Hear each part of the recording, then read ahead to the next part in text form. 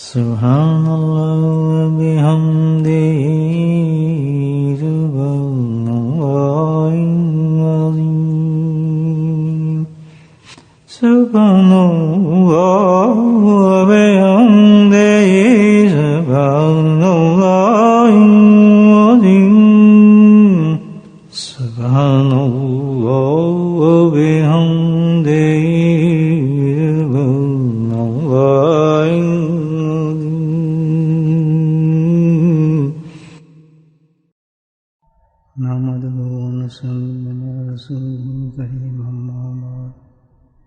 قال الله تعالى في القرآن المجيد أعوذ بالله من الشيطان الرجيم بسم الله الرحمن الرحيم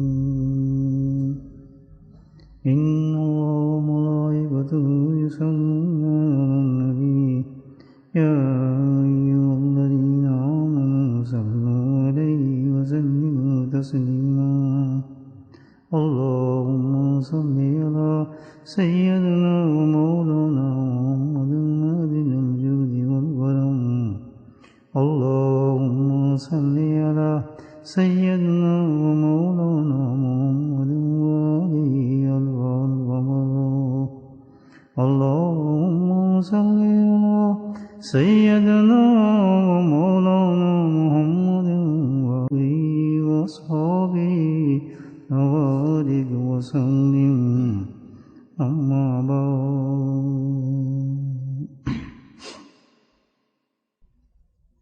دیکھیں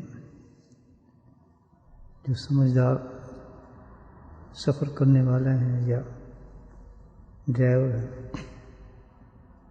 وہ ہمیشہ سفر سے پہلے احتیاطاً ایک کام کرتے ہیں. وہ یہ معلوم کرنے کی کوشش کرتے ہیں کہ جس سفر پہ میں جا رہا ہوں، جس روٹ پہ میں جا رہا ہوں، تو کیا وہ روٹ صحیح ہے، اس میں کوئی رکاوٹ تو نہیں ہے، کوئی موٹر ورک تو نہیں ہو رہا، یا کوئی ایسی ہڈل تو نہیں ہے، کوئی ایکسیڈنٹ تو نہیں ہے، تاکہ میں بآسانی اس روٹ پہ سفر کر سکوں. اور اگر رکاوٹ نظر آئے یا کوئی ایسی چیز ایکسیڈنٹ تو فوراً راستہ بدل دیتے ہیں اور دوسرے راستے سے سفر شروع کر دیتے ہیں. ایسے ہی نا ہم زندگی ہم یہ کرتے ہیں. لیکن بعض بے احتیاط لوگ ایسے ہوتے ہیں کہ بھائی چل پڑتے ہیں، اور چلتے ہیں تو وہاں دیکھتے ہیں کہ موٹر ورک ہو گیا یا کوئی ایکسیڈنٹ ہو گیا تو بھی گھنٹوں انتظار کرنا پڑتا ہے. سخت پریشان ہوتے ہیں، یہ کیا ہوا بھائی، اپنے آپ کو ملامت کرتا ہے. یہ جو سلوک ہے جس کو کہتے ہیں راستہ، ایک تو راستہ ہے جیسے لندن جا رہے ہیں، برمنگھم جا رہے ہیں تو راستہ ہے، لیکن جو اللہ کی طرف چلتے ہیں اس راستے کو سلوک کہا جاتا ہے. تو جب وہ اللہ کے راستے پہ چلتا ہے آدمی، جو سمجھدار چلنے والے لوگ ہیں، عقل مند لوگ ہیں، تو وہ بھی یہ سوچتے ہیں کہ بھائی اس راستے میں چل رہے ہیں، سب سے پہلے یہ دیکھیں کہ رکاوٹیں کون سی ہیں. سبحان اللہ، عقل مندی کی یہ نشانی ہے کہ یہ آدمی دیکھیں کہ اس میں رکاوٹ کون سی ہے. راستے میں ایسا کوئی معاملہ اگر ہو گیا، رک گیا تو بہت بڑا نقصان ہوگا. تو سب سے پہلے کوشش یہ کرتے ہیں کہ اس کی انفارمیشن حاصل کرتے ہیں. کس سے بھلا؟ بھائی اگر آپ دنیا پہ سفر کرنے ہیں تو کوئی انفارمیشن کا ذریعہ تو استعمال کریں گے، آپ کسی ذریعے سے دیکھیں گے آپ اس میں بھی رکاوٹ تو نہیں ہے. اس سلوک کے راستے پہ چلنے سے پہلے رکاوٹ دیکھنے کے لیے کسی اللہ والی کی رہبری چاہیے ہوتی ہے کہ وہ ہمیں گائیڈ کرے کہ بھئی اس راستے میں کوئی رکاوٹ ہے یا کون سی رکاوٹ ہے. تو آدمی اس رکاوٹ کو سب سے پہلے دور کرنے کی کوشش کرتا ہے کہ اس رکاوٹ کو دور کرے.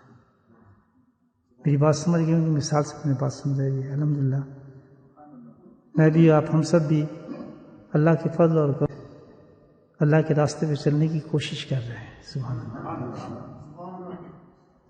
تو کیا ہم نے سوچا کہ سب سے پہلے جس چیز کو ہمیں دیکھنا چاہیے وہ کیا چیز کہ اس راستے میں رکاوٹ کون سی ہے جو ہمیں اللہ تک پہنچنے میں دیر کر دے، کہ جس کی وجہ سے ہم نہ پہنچ سکیں، وہیں چکر کاٹتے رہیں یا کیوں میں لگ جائیں. ہے تو راستہ. کتنی آسان اچھی بات ہے، آپ سوچیں اس پر. حکیم الامت حضرت تھانوی رحمۃ اللہ علیہ ایک مجدد ہیں تصوف کے لحاظ سے، بہت ہی بہترین انہوں نے اس پہ اصلاحیں پیش کی ہیں، اور ایسے اللہ والے گزرے ہیں، اللہ والے ایک نہیں ہزاروں لوگ ان کی گائیڈنس میں اس رستے کو حاصل بھی کیا، اور الحمدللہ دنیا کو فیض پہنچا رہے ہیں، اور پہنچتا رہے گا ان کا فیض. اتنی بڑی تحقیق اور اتنے بڑے اللہ والے تھے، ہر چیز کو بڑا نکھار کے پیش کرتے تھے. میرے حضرت اللہ ہے کہ ان کے شاگرد بھی تھے کسی نسبت سے، تو ہمیشہ ان کا مقولہ پیش فرماتے تھے تصوف کے راستے کے اندر سمجھانے کے لیے ہمیں. تو ایک بار ایسی انہوں نے ایک نشت میں یہی مقولہ پیش فرمایا تھا. حضرت تھانوی رحمۃ اللہ کا جو میرے ذہن میں آیا، میں آپ کی خدمت پیش کر رہا ہوں. حضرت تھانوی رحمۃ اللہ فرماتے ہیں کہ یہ راستہ جو سلوک کا جو ہم چلتے ہیں، اس میں سب سے بڑی رکاوٹ جو ہے بنتی ہے انسان کی، جو اللہ تک پہنچنے نہیں دیتی.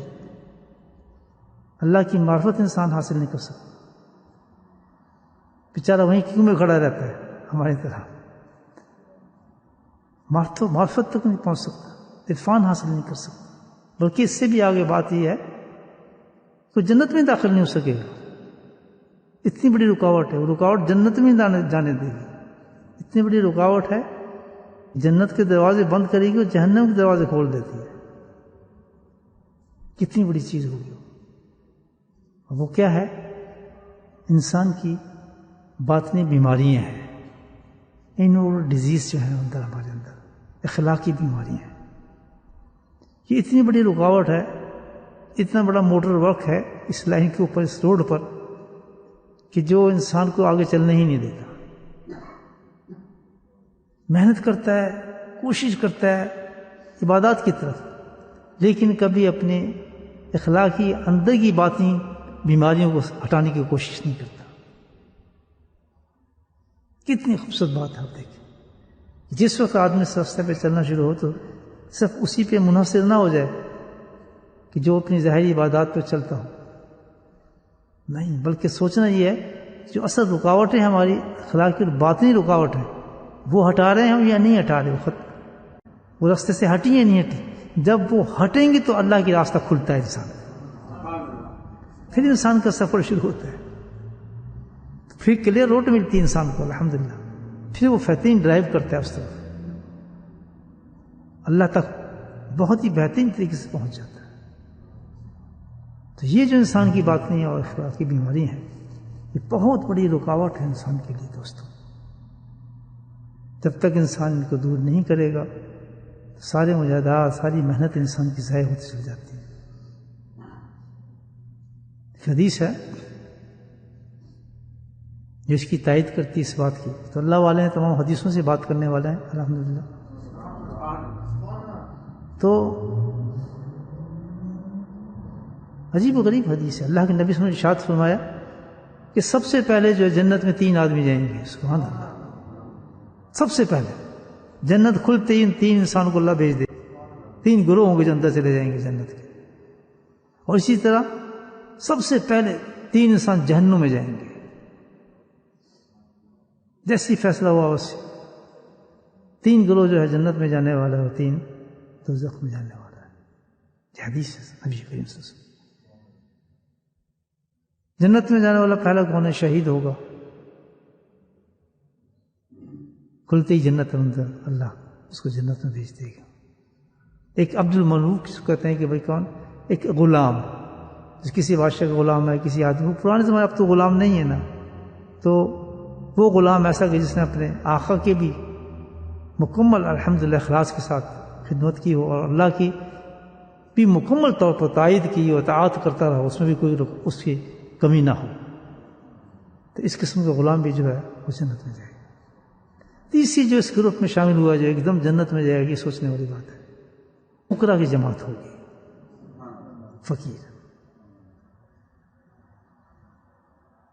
فقیر یہ نہ سمجھیں مانگنے والا. فقیر کون ہے؟ فقیر اس کو کہتے ہیں جو کثیر و عیال ہو، یعنی زیادہ کنبہ ہو، بہت زیادہ اولاد ہو، لیکن معاشی طور پہ کمزور ہے، جسمانی طور پہ کمزور ہے، اقتصادی اس کے پاس اتنا پیسہ نہیں ہے، اتنے اس کے پاس ذرائع بھی نہیں ہے، غریب ہے، معاملات تھوڑے ہیں، پورا کنبہ ہے، اس کو پال رہا ہے، تو اس کی کیفیت اللہ نے یہ رکھ دی، اس کی حالت یہ ہے اس وقت، ایسی پوزیشن ہے۔ یہاں ایک بات آپ غور سے سن لیں کہ عمارت، غربت، بیماری، صحت، سب کس کی طرف سے آتی ہے؟ اللہ کی طرف سے آتی ہے، اور اللہ تعالیٰ کے ہر معاملات حکمتیں ہیں، یاد رکھیں۔ کسی کو کسی راستے سے وہ اپنا قرب دینا چاہتا ہے، کسی کو کسی راستے سے جنت پہنچانا چاہتا ہے، کسی کو کسی راستے سے جنت اس کی اپنے حکمتیں اور مشیت عجیب ہے اللہ تعالیٰ کی، اور اسی مشیت پہ یہ دنیا چل رہی ہے۔ ہم نہ سمجھ ایک دوسرے سے مقابلہ شروع کر دیتے ہیں، یہ امیر ہے تو میں امیر کیوں نہیں، یہ فلاں ہے تو میں ایسے کیوں نہیں، اس کے پاس یہ چیز ہے تو میرے پاس یہ چیز کیوں نہیں، مجھے کیوں بیمار رکھا ہے، اس کو کیوں صحت دی ہے، اس کے لیے تو مزے ہیں، یہ فلاں کام کر رہا ہے، ہمارے ساتھ یہ کام کیوں ہو گیا۔ یہ سب سے بڑی بیوقوفی انسان کی، جو اللہ تعالیٰ کے احکامات کے اندر ٹانگ اڑا رہا ہے۔ اگر مومن ہے، مسلمان ہے، تو اس کو تو زیب ہی نہیں دیتا کہ یہ تو مولا کی تقسیم ہے، یہ اس کے کام ہے۔ لیکن ہمارا ایمان اور عقیدہ یہ ہونا چاہیے کہ جس حالت میں مجھے اللہ تعالیٰ نے رکھا ہے وہ میرے لیے بہتر ہے، بہت بہتر ہے، بہتر نہیں بلکہ بہت بہتر ہے، کہ اس نے مجھے لیے سلیکٹ کیا ہے کہ تو غریب ہے، میں غریب ہی رہوں گا، الحمدللہ، میں امیر ہی رہوں گا، میرے لیے جو پوزیشن اللہ تعالیٰ نے رکھی، میں بیمار ہوں تو اللہ کی طرف سے بیماری آئی ہے، میں کسی صحت والے کو دیکھ کے طنز نہیں کروں کہ بھئی اس کو کیوں نہیں ایسا، اس کو نہیں،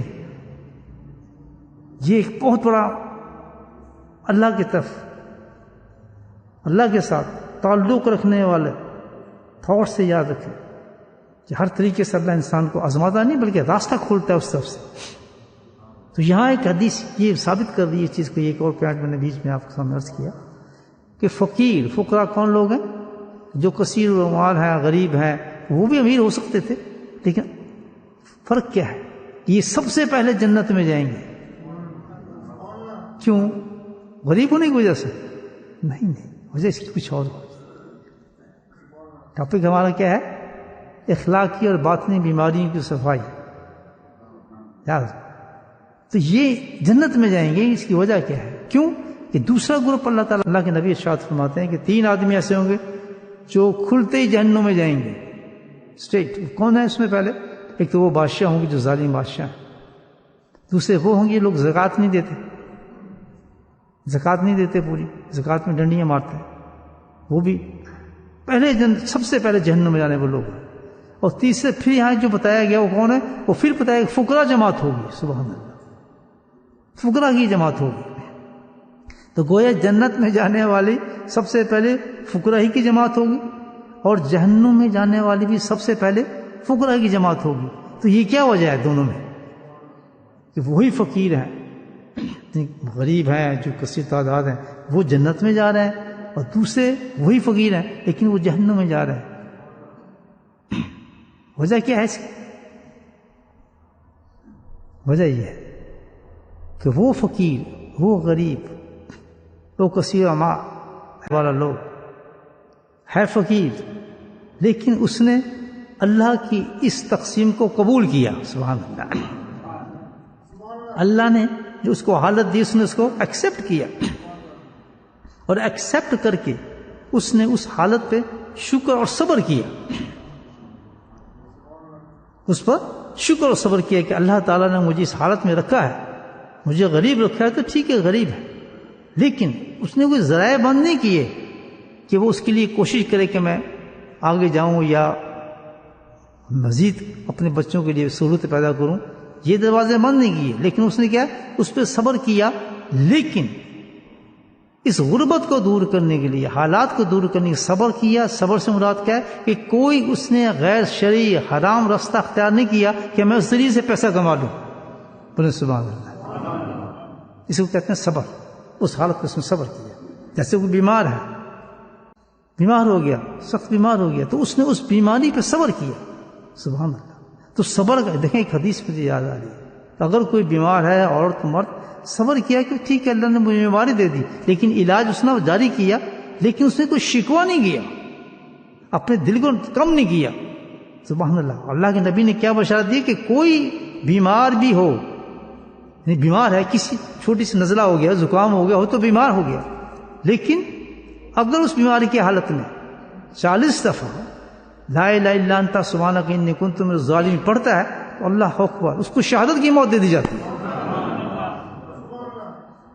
بیمار، کیونکہ اس نے صبر کیا ہے، اس نے اللہ کو یاد کیا ہے، اس نے بویلا نہیں مچایا، اس نے غلط چیزیں نہیں لی، غلط دوائیں استعمال نہیں کی، غلط راستے بھی نہیں کیا، غلط راستوں کو اختیار نہیں کیا، لیکن اس نے کیا کیا؟ صبر کر لیا اس نے کہ بھائی ٹھیک ہے اللہ نے بیماری دی ہے تو اس نے اس راستے کو اختیار کیا، قرآن سے آیات نکال کے اپنا علاج کیا ہے، اللہ کی اذکار سے اس نے اپنا علاج کیا ہے، جتنا بیمار تھا اس میں زیادہ سے زیادہ اللہ کو یاد کیا ہے، اللہ کی طرف رجوع کیا ہے، اللہ سے دعائیں کی ہیں اپنی بیماری کو ختم کرنے کے لیے. تو اللہ کہتا ہے کہ یہ ساری جو چیزیں ہیں اس کے لیے جنت کے دروازے کھول دیے جائیں گے. اگر وہ بیماری کی حالت میں مل گیا تو شہداء کی حالت میں جائے گا، اگر وہ اس کو صحت میں دے دیتا ہوں تو اس کے سارے گناہوں کو بخش دوں گا اور پاک ہو جائے گا. تو ایک فقیر ہے، غریب ہے، اس کی حالت ایسی ہے، اس کے لیکن باطن بڑا مصفا تھا، اس نے رکاوٹ نہیں آنے دی اللہ کے راستے پہ. وہ سمجھ گیا کہ یہ ایک راستہ اللہ نے مجھے دیا ہے، اس راستے سے میں اللہ کو پالوں گا، یہ میری عبادت ہے. سبحان اللہ. اپنے بچوں کو محروم دیکھوں گا، لوگوں کے پاس گاڑی ہوں گی، مکان ہوں گے، بڑی بڑی میں لیکن اپنے بچوں کو محروم دیکھ رہا ہوں، میرے بچے محروم ہیں، لوگ اتنے اچھے سے کھانے کھا رہے ہیں، ان کے پاس کھانے کو کوئی چیز نہیں ہے، لوگ اتنے اچھے سے کپڑے پہن رہے ہیں، میرے بچوں کے پاس کپڑے نہیں ہیں. تو اس نے کوئی شکایت نہیں کی کسی سے، اس نے کوئی غلط راستہ اختیار نہیں کیا، اس نے کوئی حرام راستہ اختیار نہیں ہے کہ جس طرح میں یار یہ کروں تو جلدی امیر ہو جاؤں گا، بچوں کے لیے تو کر رہا ہوں، اولادوں کے لیے کر رہا ہوں، فلاں کروں گا تو میں یہ ہو جاؤں گا. نہیں، اس نے صبر کر کے راستہ تو اس نے کوشش کی ہوگی، کرتا ہے انسان، لیکن حلال طریقے سے کرتا رہا. لیکن اللہ سبحانہ وتعالیٰ نے مقصود یہ رکھا تھا کہ تیری کوشش جو تو کچھ کر، لیکن دیکھنا میں چاہتا ہوں کہ تجھے میں اس راستے سے اب تک لینا چاہتا ہوں. سبحان اللہ. تو کیا نتیجہ نکلا کہ جس وقت اس کا انتقال ہو گیا اس فقیر کا، جب کسی حال تھا اس نے صبر کیا اپنی حالت پر، تو اللہ تعالیٰ کہتا ہے کہ سب سے پہلے اس کے لیے جنت کے دروازے کھول دوں گا. تو اتنی بڑی چیز ہے کہ اس نے صبر لے لیا. صبر یہ باطن کی کیفیت ہے. صبر دیکھیں، صبر شکر اس نے اختیار کر لیا، اس باطنی کیفیت کو لے لیا، اللہ نے اس کے دروازے کھول دیے.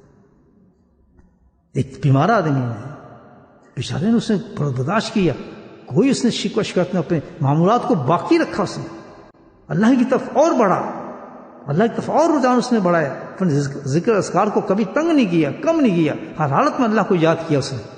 سبحان اللہ. اللہ تعالیٰ کہتا ہے تو کامیاب ہو گیا، تجھے میں نے اپنا بنا لیا، تو میرا دوست ہے. اس کا وہ راستہ تھا. تو یہ ہمیں ایک پوائنٹ سمجھ لینا چاہیے کہ اللہ جس حالت میں رکھ رہا ہے اس راستے میں اللہ کے قرب کو تلاش کرو. صرف ایک محدود ہی راستہ نہیں ہے جو ہم اختیار کر لیں، بس یہ عبادت کرو تو اس سے کام بن جائے گا. نہیں نہیں، ہماری پوری زندگی جو انسان کی ہے وہ اللہ کو پانے کے لیے اللہ نے ہمیں زندگی دی ہے، ہر راستوں سے پا سکتے ہیں. اب دوسرا فقیر، وہ ہے بھی وہی فقیر ہے، اس کی بھی وہی حالات ہیں. اس نے کیا کیا؟ اس نے اپوزٹ اس کے کیا. اللہ اس نے اپنے حالت کو ایکسیپٹ نہیں کیا. مجھے ایسے کیوں بنایا؟ فلاں تو ایسا ہے، فلاں تو ایسا ہے، مجھے اس کا جواب تو اللہ نے ایک دیا ہے کہ جو بنایا اس پر تو قائم ہو جا، میں تجھے آزمائش کے لیے کیا. لیکن وہ اس پہ آیا ہی نہیں، اس نے اپنے باطن کی طرف گیا ہی نہیں، اس نے اس رکاوٹ کو دیکھا نہیں کہ اندر کیا ہے، بلکہ اس بیماری کو اس نے اور بڑھا لیا. اور شکایت ہے میں غریب رہ گیا ہوں یا میرے بچوں کو کیا ہوا، چلو جی چھوڑو بڑا مشکل ہے، آؤ جی فلاں کام کرتے ہیں، آؤ جی فلاں کرتے ہیں، چلو یار حرام کیا ہے، تھوڑی دیر حرام کا فرق کیا پڑتا ہے یار، چلو سود پہ بڑا مکان لے لیتے ہیں، یا پھر اتار دیں گے سود، بعد میں معافی مانگ لیں گے، بس بڑا مکان لے لیا، بڑی دکان لے لی، بڑا کاروبار لے لیا. پر اللہ دیتا ہے ڈھیل، لیکن اینڈ آف دا ڈے کیا ہوتا ہے؟ وہی بچے اس کے نافرمان ہوتے ہیں. وہی اللہ تعالیٰ جس راستے سے اس کو اللہ اتنا عروج دینا چاہتا تھا، ایک فقیر جسے بتایا کہ سچا فقیر ہو جاتا، سچا اس راستے پہ چلتا تو جنت کھلتی، لیکن اس آزمائش کو وہ پورا نہ اتر سکا. اور اس کی باطنی جو بیماری تھی، اس میں کیا بیماری تھی؟ اس کو کہا ہے تکبر کہا ہے، صبر نہیں تھا. اس میں کیا تھا؟ کبر تھا. کبر تھا، کھڑا ہو گیا اللہ کے سامنے کہ میں اپنی حالت کو تقسیم نہیں کرتا ہوں، یہ کبر ہے. کبر یہی کہتا ہے کہ اللہ کے سامنے کھڑا ہو گیا تھا کہ یہ کیا بات ہے، مجھے مجھے تو آگ سے بنایا، اس کو مٹی سے بنایا، میں اس کو سجدہ کیسے کر دوں؟ مجھے یہ سمجھ نہیں آ رہی بات کہ وہی انسان ہے کہ اس نے یہ سوچا کہ بھائی واہ میں غریب کیوں ہو گیا، سب تو مزے کر رہے ہیں، دیکھو یار وہ بھی تو نماز نہیں پڑھتا، ہم تو نماز بھی پڑھتے ہیں پھر بھی ہمارے پاس کاروبار نہیں چلتا، فلاں تو یہ کرتے ہیں، ہم تو یہ بھی کرتے ہیں، وہ نہیں ہوتا، ہم بھی یار یہی کام شروع کر دیتے ہیں۔ وہ برداشت نہ کر سکا اس فیل، وہ اس فیل پہ چل نہ سکا، اللہ کی مشیت کو سمجھ نہیں سکا وہ شخص۔ دیکھیں کتنا بڑا سبق اس حدیث میں۔ تو پھر ہوا کیا نتیجہ کہ چند دنوں کے بعد انتقال تو سب کا ہی ہونے جانا ہے، وہ فقیر تو جنت میں پہنچ گیا، اپنی باطن کی صفائی کی وجہ سے صبر کو اختیار کیا اس نے، لیکن دوسرا جو تھا اسی حالت میں اللہ کہتا ہے ان لوگوں میں شامل ہو گیا جن کو سب سے پہلے جہنم کے اندر میں داخل کیا۔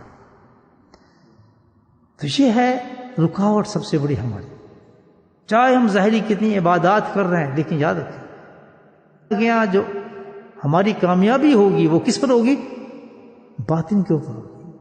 اگر ہماری بیماریاں یہی رہیں، کبر بھی رہا، حسد بھی رہا، جلن بھی رہا، بغض بھی رہا، آرام بھی رہا، گالی بھی رہی، غصہ بھی رہا، اور سب کچھ موجود ہے، بخل بھی رہا، بس اس سے اوپر بیماری اندر گھسی ہے ہماری، لیکن آج ہمیں اس کا کسی کو فکر ہی نہیں، فکر ہی نہیں۔ زیادہ سے زیادہ ایک ظاہری عبادات پہ تو ہم بہت زور لگاتے ہیں، لیکن ظاہری عبادات بھی فیل ہو جاتی ہیں جب اللہ کے سامنے میں پیش کریں گے، وہاں جب نکلیں گے گناہ سارے نکلیں گے باطن کے، تو سب کو اللہ تعالیٰ ختم کر دے گا۔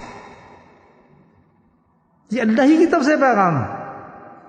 تمام انبیاء جو تشریف لائے، تمام انبیاء جو تشریف لائے وہ ایک ہی چیز کے لیے لائے، سارے ایک ہی مشن کو لے کر آئے تمام انبیاء۔ وہ کیا؟ اخلاق کو بہتر کرو۔ یہی ہمارے امام الانبیاء نبی کریم صلی اللہ علیہ وسلم کا یہی پیغام تھا کہ میں اخلاق کو درست کرنے کے لیے آیا، باطن کو درست کرنے کے لیے آیا۔ جتنی عبادات دی ہیں باطن کی صفائی اور درستی کے لیے دی گئی ہیں، لیکن ہم نے اس وقت توجہ نہیں دی، توجہ نہیں دی۔ تو یہاں تھانوی رحمۃ اللہ فرماتے ہیں، سبحان اللہ، بڑا اچھا مقول ہے ان کی کہ بھائی ہمیں سب سے بڑے دیکھنا چاہیے اس روڈ پہ سب سے بڑی رکاوٹ ہماری کون سی بنتی ہے؟ ہماری باطنی کیفیات بنتی ہیں، اخلاقی حالات بنتے ہیں۔ تو سر انسان کو سوچنا چاہیے سب سے بڑا تزکیہ۔ میرے بھائی جو تزکیہ سیٹ میں نے آپ کی خدمت پیش کی، یہ تماشا نہیں ہے، یہ اللہ کی طرف سے ہوتی ہے ساری چیزیں، یاد رکھیں۔ آج کے اس ماحول کے لیے صحیح کرنے کے لیے اللہ نے تجویز فرمائی ہے کہ شیخ اپنے مریدین کو اس طریقے سے اصلاح کرے، لیکن یہ تو ظاہر ہے کہ کچھ سمجھدار لوگ ہوتے ہیں جو سمجھ جاتے ہیں، اس روشنی پہ چلنے لگتے ہیں۔ اللہ والوں کی روشنی جب چلتی ہیں، نقشبندی سلسلے کا جو نور ہے وہ تو پھیل رہا ہے الحمدللہ، لیکن جو نور سے فائدہ اٹھائے، سیریس ہو، سنجیدہ ہو، وہی منزل تک پہنچے گا۔ یہ یاد رکھیں کہ جو ان اصولوں پہ نہیں چلے گا، جو اپنے شیخ کی بات نہیں مانے گا، جو اس بات کو ہر چیز کو چھوٹا سمجھے گا، تو اس کا تو یقین نہیں وہ کیسے منزل تک پہنچ سکتا ہے۔ ہمارا راستہ ایک ہی ہے، جب ہم کسی اللہ کے پاس توبہ کرتے ہیں، توبہ کا مطلب یہی ہے کہ میں نے آپ کے رہبری کو اختیار کیا ہے، بس نے اللہ مجھے وہ راستہ دکھائیں جس سے میں اللہ تک پہنچ سکوں۔ یہی قرآن نے ایک راستہ بتایا ہے، یہی تو قرآن نے راستہ بتایا ہے۔ یا نبی جاءکم مومنات، اور قرآن کہتا ہے کہ نبی محمد آپ کی طرف آئیں گی، مومن عورتیں آئیں گی جس میں مرد بھی ہیں، وہ آئیں گے، آپ ان کو بیعت کریں، یبایعونک لا یشرکن بہ شیئا، اور ان سے عہد لیں، ان کی پاکی کے عہد لیں کہ شرک سے پاک ہو گئے تم، فلاں چیز سے پاک ہو گئے، فلاں یعنی باطنی کی صفائی کے لیے اشارہ فرمایا۔ یہ قرآن کی آیت ہے پوری ممتحن۔ کون؟ اللہ کس کو فرما رہے ہیں؟ نبی پاک کو فرما رہے ہیں۔ کیا فرما رہے ہیں؟ کہ میرے بندے آئیں گے، آپ ان کو توبہ کرائیں، ان سے بیعت لیں۔ اور بیعت کو بھی کئی قسم کی بیعت ہوتی ہیں، جہاد کی بیعت ہے، لیکن یہاں ڈیفائن کی اللہ تعالیٰ نے، بیعت تصوف لیں، بیعت تزکیہ لیں، اللہ یشرکن بہ شیئا، یقتلنا، کذب کریں گے، قتل نہیں کریں گے، جھوٹ نہیں بولیں گے، فلاں نہیں کریں گے، فلاں نہیں کریں گے، پورا ان سے وعدہ لیں، ان کی صفائی کے لیے ان سے وعدے لیں۔ بولے سبحان اللہ۔ تو جب آدمی یہ کام کرتا ہے، سبحان اللہ، اللہ نے اگر یہ راستہ کھول دیا تو اللہ کا کتنا بڑا کرم اور اتنا بڑا احسان اس شخص پر کہ اس اندھیری دنوں کے اندر، اندھیری راتوں کے اندر، جس وقت دین ہمارا خراب ہو رہا ہے، سنتیں ختم ہو چکی ہیں، معاملات بہت بگڑ چکے ہیں، حالات بدل چکے ہیں، ہم اللہ کا شکر نہ کریں کہ اللہ تو نے اتنا بڑا راستہ کھول دیا۔ لیکن کم ظرف لوگ جن کی سمجھ میں نہیں آتی باتیں، سطحی لوگ یہ تو ایک عام چیز ہے، وہی چلتا ہے، وہ ذکر ہو رہا ہے فلاں، نہیں، اس بہت ڈیپ میسج ہے اللہ تعالیٰ جو دیا ہے کہ ہمیں ایک بہت بڑے مشن پہ چل رہے ہیں، اور اس مشن کا راستہ آخرت ہے، اپنی منزل تک پہنچنا ہے. یہ بہت بڑا راستہ ہے دوستو، اس کو چھوٹا نہ سمجھیں. اتنا بڑا احسان کیا اللہ تعالیٰ نے اس وقت، اتنا بڑا احسان کیا ہے کہ جس کا ہم تصور نہیں کر سکتے. یہ رہبری عطا فرما دی، ایک سمت عطا فرما دی، ہمیں طریقہ عطا فرما دیا. اور سب سے بڑی، جیسا حضرت تھانوی رحمۃ اللہ کتنے بڑے انسان تھے، تو انہوں نے بڑے سمپل طریقے سے کیا کہ اس رکاوٹ کو دور کریں، آپ باطنی رکاوٹ کو دور کریں، اس کے بغیر نہیں چلیں گے. کہ حضرت کیسے دور کریں؟ فرمایا کثرت کے ساتھ اللہ کا ذکر کرو. تم قرآن نہیں پڑھتے ہو؟ کیسے کیسے ولی پیدا ہو گئے ہیں حضرت تھانوی رحمۃ اللہ کے ہاتھ پہ بیعت کرنے کے بعد، آپ کو معلوم ہے نا کیسے کیسے لوگ انسان پیدا ہوئے ہیں. کتنی بڑی بڑی اونچی ہستی جنہوں نے دین کے کام کیے. مفتی شفیع صاحب رحمۃ اللہ علیہ کتنے بڑے انسان نے بتایا کیسے قرآن لکھا ہے. معرف القرآن پڑھیں اس کا ترجمہ. جب باطن صاف ہوتا ہے تو سبحان اللہ شریعت کے پھول نکلتے ہیں، اسے سے ترجمے نکلتے ہیں، حدیثوں کے بیانات نکلتے ہیں، قرآن کی صفتیں نکلتی ہیں، اصل میسج پہنچتے ہیں انسانوں تک. یہ وہی لوگ تھے جنہوں نے بیعت کی. کس سے جا کے؟ حضرت تھانوی رحمۃ اللہ سے. ان کے بارے میں لکھا ہے کہ جب وہ بیٹھتے تھے حضرت مفتی شفیع صاحب اور اپنے شیخ کے سامنے، ظاہر ہے اس وقت بھی بڑے اونچے انسان تھے وہ، لیکن شاگرد تھے ان کے. کہتے جب ان کے سامنے بیٹھتے تھے، باقاعدہ لکھا ہے ان کے بارے میں، کہتے ان کی حالت، وہ خود بتا رہے ہیں وہ بہت بڑے انسان ہیں، ان کے زمانے میں تھے، اس وقت ان کا مجھے نام یاد نہیں آ رہا. تو وہ بتاتے ہیں میں ان کی حالت کس کو بتا رہے ہیں؟ مفتی تقی کو بتا رہے ہیں، ان کے بیٹے کو، کہ بیٹا تجھے پتا نہیں ہوگا کہ تیرا باپ جب بیٹھتا تھا نا شیخ کے سامنے اس کی کیا حالت ہوتی ہے. میں تجھے آج بتاتا ہوں. تقی کہتے ہیں انہوں نے مجھے باقاعدہ حیت اسی طرح بیٹھ کے وہ حالت بنا کے دکھائی کہ وہ کس طرح بیٹھتے تھے مولانا تھانوی رحمۃ اللہ کے سامنے. کہتے ویسی فیض ان کو نہیں پہنچا، ویسی اتنا بڑا کام اللہ تعالیٰ نے ان سے نہیں لیا، اس لیے کہ وہ اپنے آپ کو ختم کیا تھا انہوں نے اس راستے کے اندر اللہ کو پانے کے لیے. تو انہیں حیرت کر بتائی کہ ایسے بیٹھتے تھے، ان کا منہ کھلا ہوتا تھا، آنکھیں کھلی ہوتی تھی، بالکل ایسے بند ہوش انسان جیسے ہوتا ہے، اور گھنٹوں اس طرح دیکھتے رہتے تھے اپنے شیخ کو کہ جیسے پتہ نہیں کس دنیا میں وہ پہنچ چکے ہیں. آدمی بے ہوش انسان جیسا ہوتا ہے، اس حالت میں بیٹھے ہوتے تھے. ایسی تھے لوگ، اتنا سنجیدہ لوگ لیتے ہیں اس چیز کو. میرے بھائیوں، زمانہ جو ہے کسی طرح بھی آ جائے لیکن اللہ کے راستے کھلے رہیں گے قیامت تک. اگر یہ راستے بند ہو جائیں تو پھر دنیا کے کام ہی رک جائیں سارے. اللہ وہ جماعت پیدا فرماتے رہیں گے الحمدللہ، جو حق پہ ہوگی، سچ پہ ہوگی، اللہ کو پانے والی ہوگی. اگر وہی ختم ہو جائے، شریعت اور سنتیں ختم ہو جائے، مجھے بتائیں آج آپ سوچ سکتے تھے؟ یعنی ایک احمد سوچیں آپ، آج سے 30 سال پہلے الحمدللہ ایک پوری مسجد کے اندر ایسی جماعت بیٹھی ہوئی تھی، ہر لوگوں کے ساتھ امامہ ہوگا، اور ہوگا وہ ملک جس کا اب سب سے بڑا وہ ملک ہوگا تہذیب کے بارے میں ویسٹرن دنیا کے اندر، جہاں اللہ ایسی جماعت کو پیدا فرما دے گا کہ جن کے سروں سے امامے اتریں گے نہیں، بچوں کے سروں سے نہیں اتریں گے. یہ بھنگ تو نہیں ہوگا دین. اللہ کے رسول کا نور ختم تو نہیں ہو سکتا کبھی بھی، یہ تو پھیلنا ہے. میں اور آپ کی حیثیت کیا ہے کہ ہمیں کیا پتا تھا امامہ کیا چیز ہے، ہمیں کیا پتا تھا داڑھی شریفہ کیا چیز ہے، سفید لباس کیا چیز ہے، لیکن اللہ نے انسان پیدا فرماتے رہے گا قیامت تک. دین تو ختم نہیں ہوگا، کنٹراسٹ چلتا رہے گا. وہ اس قسم کی جن کی نشانی اللہ نے قرآن میں بتائی ہیں، اطیع اللہ اور رسول کرنے والے لوگ ہوں گے الحمدللہ.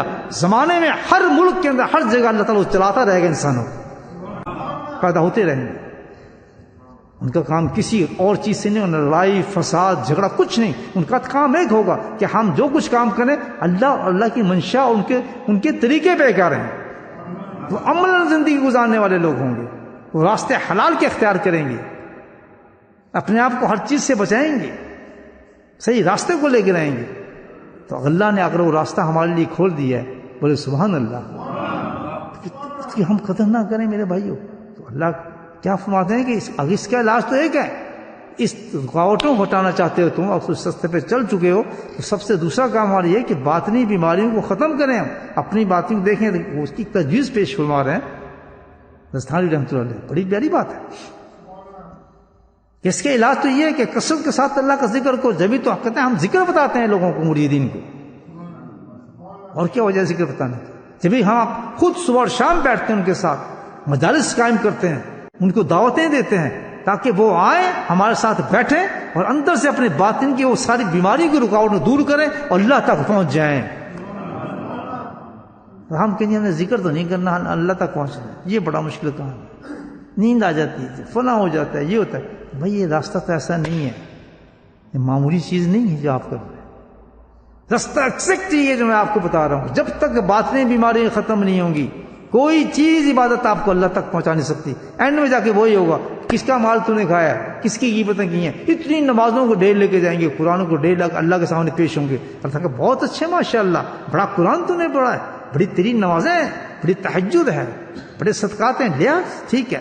جب آپ کے کہے گا سبحان اللہ میرا کام بن گیا، تو اللہ کہے ٹھیک ہے اتنا مال ہے، اب دوسری طرف آ ذرا یہ بتا کہ تو نے غیبت کس کس کی تھی، جھوٹ کس کی نے بولے تھے۔ آدمی لائن میں کھڑے ہوں گے، فلاں اس نے میرے ساتھ یہ ظلم کیا، دے اس کو نیکی اتنے، حتیٰ کہ یہ ہوگا سارا اس دنیا میں کمایا ہوگا، وہ سارا اس کی باطنی بیماریوں کی وجہ سے لوگ لے کے چلے جائیں گے، وہ جنتوں میں جا رہے ہوں گے اور وہ جہنم کی طرف جا رہے ہوں گے، کیونکہ اس نے محنت نہیں کی، اس نے راستے پہ نہیں چلا۔ میرے بھائیوں، ہمیں سب سے بڑی محنت یہ کرنی ہے کہ ہر لمحے ہم نے دیکھنا ہے کہ ہمارے اندر غصہ نہ ہو، بغض نہ ہو، غیبت نہ ہو، حسد نہ ہو، کسی کے ساتھ لڑائی نہ ہو، جھگڑا نہ ہو، قربانی ہو، کبر نہ ہو، اخلاص ہو ہمارے اندر، اپنے آپ کو کبھی بڑا نہ سمجھیں، سب اللہ کی دین ہے، جب چاہے اللہ لے لے ہم سے، کسی منزل پہ ہمیں رکھے۔ اگر یہ ہماری چیز نہیں آئی تو کسی درجے پہ بھی ہمیں اللہ لے جائے، وہ سب تقسیم ہو جائیں گے۔ ظاہر ہے لوگ تو کہیں گے جی بڑی نمازیں پڑھ رہا ہے ماشاءاللہ، یہ تو بخشا بخشا ہے، بڑا یہ کر رہا ہے، بخشا بخشا ہے، لیکن اللہ کے دربار میں جائے گا جی یہ اس نے اس کو گالی دی ہے، اس بچوں کو حق مارا ہے، اس نے اپنی بیٹی کا حق مارا ہے، اپنی بیوی کے ساتھ ظلم کیا ہے، اپنے رشتہ داروں کو صلاح رحمی سے نہیں کی ہے، اپنے ماں باپ کے ساتھ بدتمیزی کی ہے، اس نے ماں کے ساتھ گالیاں دی ہیں، اس نے بدتمیز اونچا بولا اس کے ساتھ، تو کیا قانون اللہ نہیں بتایا کہ خبردار؟ قرآن کہتا ہے کہ اف تک نہ گئے اپنے ماں کے سامنے، اپنی ماں کے سامنے، ہے یا نہیں؟ مجھے بتائیں وہ کہاں جائیں گے وہ نیکی سارے ہمارے نواز؟ کیونکہ ہم باطنی اخلاقیات اور تزکیہ کی طرف، اب ہمارا یہ سب سے بڑی قیامت کی نشانی کہ ایک زمانہ ایسا آ جائے گا لوگ ظاہر پہ مریں گے لیکن اندر ان کے وہ گند غصہ ہوگا، اتنا گند غصہ ہوگا کہ لوگ ان کی ظاہر کو دیکھ رہے ہوں گے، وہ سجدے کر رہے ہوں گے، ان کو سلام کر رہے ہوں گے، چوم رہے ہوں گے، لیکن کوئی نہیں جانتا کہ ان میں گند کتنا ہے۔ ایک کبر ایسا ہے کہ کبر سے بڑا کوئی گناہ نہیں لگتا، کبر تو میری صفت ہے، یہ اس کے اندر کبر کیسا ہے؟ اور کبر ہے کیا مجھے بتائیں؟ کبر صرف یہ ہے کہ وہ انسان اپنے سے دوسرے انسان کو حقیر سمجھتا ہے، میں تو یہ ہوں وہ تو یہ نہیں ہے، میں تو فلاں ہوں یہ تو فلاں وہ نہیں ہے، ایک دم شیطان اس کے ذمہ ڈال دیتا ہے، مجھے تو یہ ہے اس کے پاس تو یہ چیز نہیں ہے، میں تو فلاں ہوں اس کے پاس تو یہ چیز نہیں ہے، میں تو یہ کرتا ہوں اس کے پاس تو یہ نہیں ہے۔ ہر لحاظ سے جس مقام پہ بھی دینی بھی ہو یا دنیاوی مقام پہ اونچا ہو جائے، لیکن انسان پھر بھی اپنے آپ کو حقیر سمجھے، کیوں؟ وہ ہے حقیر کہ وہ اللہ کی دین ہے۔ ہو سکتا ہے کہ جو کچھ تجھے دیا گیا کل اللہ تیرے سینے سے وہ نکال دے، اور اس شخص کو جس تو حقارت کر رہا ہے تو وہ کوئی ایسا فیل کرے جس کو میں اس کو بخش دوں، اس کو وہاں اپنے تک پہنچا دوں۔ اسی درجے پہ انسان اپنے آپ کو اونچا سمجھ جائے دوسرے سے، اسی درجے پر یہ تو یہ ہے، میں تو یہ ہوں، میں نے یہ کیا ہوا ہے، میں تو فلاں کیا ہوا ہے، مجھ میں تو یہ صفت ہے، مجھ میں خبردار سب عطائی ہیں اللہ کی طرف سے دی ہوئی چیزیں، جو دیتا ہے وہ لے بھی سکتا ہے، اور جتنے مقام چیزیں آپ کو نعمتیں دے رہا ہے، دین کی دے رہا ہے، دنیا کی جو نعمتیں دی ہیں، اسی حساب سے کل آپ سے حساب بھی ہوگا، اسی حساب بھی ہوگا آپ سے کہ میں نے یہ سب تھا، بتا کیا حساب ہے تیرا، تو نے کیا محنت کی۔ ایک شیخ سب سے بڑا غم اس کو یہ ہوتا ہے کہ مجھے اپنی تو فکر نہیں، اللہ نے اتنی جماعت میرے پیچھے لگا دی، اس کا سب کا حساب میرا دینا ہوگا، تو میں ان کی حفاظت کیسے کروں، ان کو کیسے صحیح کروں۔ ساری رات وہ سوچ سوچ کے ترکیبیں کرتا ہے، دعائیں کرتا ہے ان کے لیے، اور ان کے لیے پیچھے بھاگتا ہے، آؤ کیوں نہیں آ رہے، اور کیا وجہ ہے اس کی مجھے بتائیں۔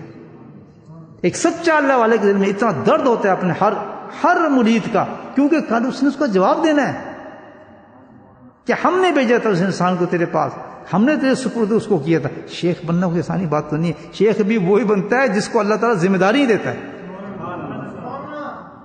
لیکن دنیا حساب سے دیکھیں تو یار ہر آدمی کے لیے شیخ کیا بات ہے، اتنے مرید ہیں، سب کھڑے ہو رہے ہیں، سلام کر رہے ہیں، چوڑا ہو کے چل رہا ہے، کبھی اس دل سے پوچھیں میرے شیخ سے پوچھتے کہ وہ تو بیعت کرتے ہی نہیں تھے، اور میں بیعت کرتا؟ اللہ اکبر! اگر میرے حضرت مجھے نہ فرماتے تو مجھے کوئی پہچانتا بھی نہ، میں تو پتھروں کے پیچھے رہتا، کونے کے اندر بیٹھتا، میری کیا حیثیت تھی؟ لیکن جب شیخ حکم دیتے تو کرنا پڑتا ہے، نہیں کرنا پڑتا؟ یہ اتنا بڑا کھیل تو نہیں ہے بھائی، یہ تو ہر چیز کا حساب دینا آپ نے. آپ کو کوئی دینی ذمہ داری دی جا رہی ہے، کل آپ کو کھڑا کر لیا جائے گا کہ یہ ذمہ داری ہم نے تجھے دی تھی، بتا تو نے اس کو کتنا پورا کیا. میرے حضرت کا ہی، اور میں کیا بتاؤں کہ کیسی تربیت فرماتے تھے. جب اجازت دی تو فرمایا کئی خطوں میں لکھا کہ خبردار اپنے مریدوں کے ساتھ نرمی اختیار کرنا. یہ خط میرا خیال نہیں ہے ان کو، لیکن ان کو اس جماعت کا خیال ہے جس کو سپرد کریں. کیوں؟ کہ کل تجھ سے پوچھا جائے گا. یہ بتا کوئی شیخ آج تک کیسا گزرا ہے؟ کوئی شیخ اس وقت مجھے کہہ رہا ہے کہ جبکہ ہمیں ایک مرید بھی نہیں ہے کہ خبردار اپنے مریدوں کے ساتھ نرمی سے پیش آنا، نرمی کے ساتھ اختیار کرنا، ان کے ساتھ اگنور کرنا ان کی باتوں کو، ان کو تکلیف نہ ہو. بتائیں کیونکہ خود اس درجے پر تھا کہ مخلوق کی طرف جانا کیا ہے. نبی پاک کی سنت تو یہی ہے. آپ سے کیا فرمایا کہ صحابہ کرام سے محبت فرمائیں. قرآن گواہ دیتے ہیں آپ، کئی ایسا واقعات میں نہیں ہے آپ کو. نبی ہم سے ارشاد اللہ کا حکم ہے کہ بھئی آپ ان کے ساتھ ایسے ہی پیش آئیں، یہ ایسا ہے، اس کے ساتھ ایسے رویہ آپ اختیار کریں. حضرت موسیٰ کو کیا فرمایا کہ تم جا رہے ہو لیکن نرمی اختیار کرنا فرعون کے پاس، ہے یا نہیں؟ نرمی سے بات کرنا. تو جب اللہ تعالیٰ کی انسان کو ذمہ داری دیتا ہے، ایک ایک چیز کا اللہ کے یہاں حساب ہوتا ہے پھر انسان کا. تو اللہ نے یہ راستہ ہمارے کھول دیا میرے بھائی، کھولیں تصور. تو یہاں میں اسی حساب سے چلنا چاہیے. کوئی ذکر کی مجلس ختم نہ ہو، اس کو اتنی سنجیدگی سے لو کہ کل موت آ جائے تو میں کیا جواب دوں گا اللہ کو. آج ہی میرے پاس موقع ہے، میں رکاوٹ کو ختم کروں. تو فرماتے ہیں کہ کثرت ذکر ایک ایسی چیز ہے کہ جس سے انسان کی باطنی بیماریاں ختم ہونا شروع ہو جاتی ہیں. بڑا علاج ہے. مجھے بتائیں، تکبر نکل جائے گا، حسد نکل جائے گا، بغض نکل جائے گا. کس سے؟ اللہ کے ذکر سے. لیکن شیطان آتا ہے کہتا چھوڑ یار، ذکر سے کیا فائدہ، تجھے کوئی فائدہ ہو رہا ہے؟ کچھ فلاں تو بیمار ہے، تو پریشانی تو تیری دماغ پہ لگی ہوئی ہے، تو فلاں کوئی فائدہ نہیں ہوا. کہتے ہیں ذکر میں بڑا نور ہوتا ہے، تیرے اندر تو نور ہی نہیں آیا. کبھی نہ جانا. جس علاج کو اللہ نے منتخب کیا ہے کہ علاج ہے، اس سے یہ ہوتا ہے. ایک ایمان والے کا یہ یقین پورا ہونا چاہیے کہ اس سے پورا علاج ہوگا. قرآن شفا دیتا ہے، قرآن ہی سے شفا ملے گی. الذین تطمئن قلوبہم بذکر اللہ. کوئی چیز ایسی نہیں جو ہمارے دل کو مطمئن اور صحیح کر سکے سوائے اللہ کے. اللہ پہ ذکر اللہ تطمئن قلوب. آپ کیسے کہتے ہیں کہ ذکر فائدہ نہیں دے گا؟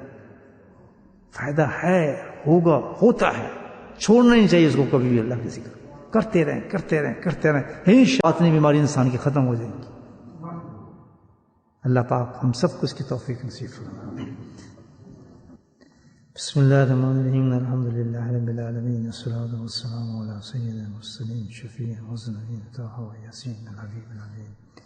اللہم صلی علی سیدنا مولانا محمد النبی الأمی وأزواجہ أمہات المؤمنین وذریاتہ وأہل بیتہ کما صلیت علی آل ابراہیم وعلی آل ابراہیم انک حمید مجید.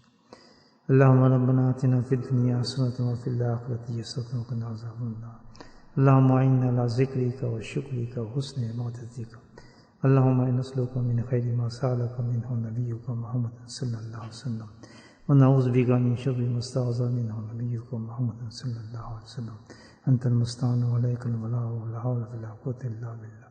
صلی اللہ تعالی علی خیر خلقہ محمد وآلہ وصحبہ اجمعین برحمتک یا ارحم الراحمین. سبحان ربک رب العزة عما یصفون وسلام علی المرسلین والحمد للہ.